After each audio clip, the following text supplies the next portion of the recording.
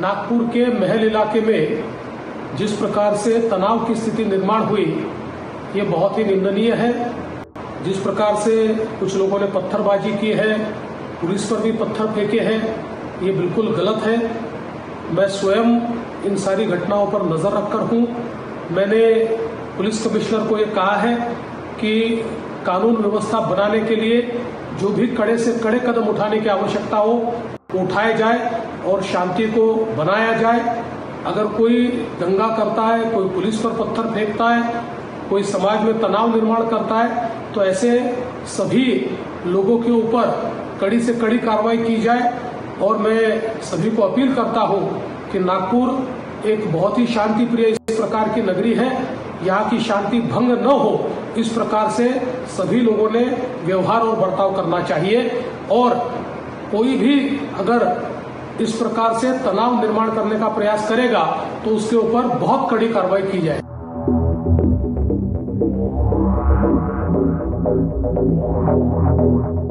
असा विश्वास मी आपल्या सगळ्यांना देतो।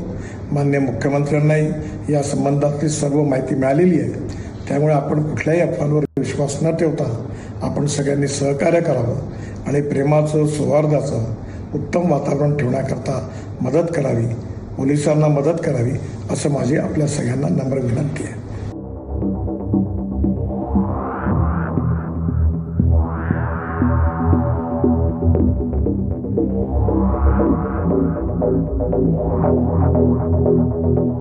औरंगजेब हा क्रूर शासक होता। औरंगजेबाने स्वतःच्या वडिलांना जेलमध्ये टाकलं। स्वतःचा मोठा भाऊ जो संविधानाच्या विचाराचा होता, सेक्युलर विचाराचा, दाराशिखा, याचा खून केला। नुसता खूनच केला नाही तर दाराशिखाचं मुंडकं कापून पूर्ण दिल्लीमध्ये फिरवलं। स्वतःचा लहाना भाऊ जो होता त्याला पागल करार दिला, त्याच्यावर विष प्रयोग केला, त्याला मारून टाकलं। आणि सदाकदा धर्माचा आधार हा औरंगजेब घ्यायचा। औरंगजेब कधी हजला पण गेला नाही आणि हा क्रूर शासक होता। आज देवेंद्र फडणवीसही तेवढेच क्रूर आहेत, सदाकदा धर्माचा आधार घेतात आहे, मात्र संतोष देशमुख सारख्या हत्या ज्या होतात आहे, जिथे खासदारांच्या लेकीबाळी सुरक्षित नाही, हा प्रकार आज दुर्दैवानं आज महाराष्ट्रात हा देवेंद्र फडणवीस सारखाच आहे। त्यामुळे औरंगजेब आणि देवेंद्र फडणवीस यांचा कारभार एकसारखा आहे।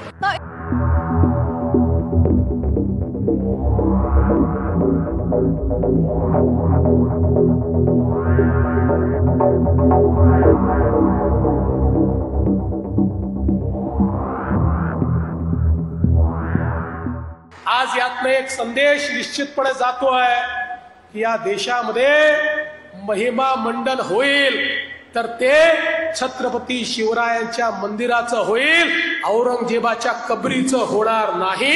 हे देखील या निमित्ताने लक्षात घेतलं पाहिजे. आज हे ठीक आहे, खरं म्हणजे त्या औरंग्याची कबर कशाला हवी, परंतु आपल्याला देखील कल्पना आहे की एएसआयने त्याला 50 वर्षापूर्वी संरक्षित म्हणून अशा प्रकारचं त्या ठिकाणी स्थळ म्हणून घोषित केलेलं आहे आणि म्हणून त्याचं संरक्षण देखील करायची जबाबदारी ही राज्य सरकारवर आणि केंद्र सरकारवर येऊन पडलेली आहे.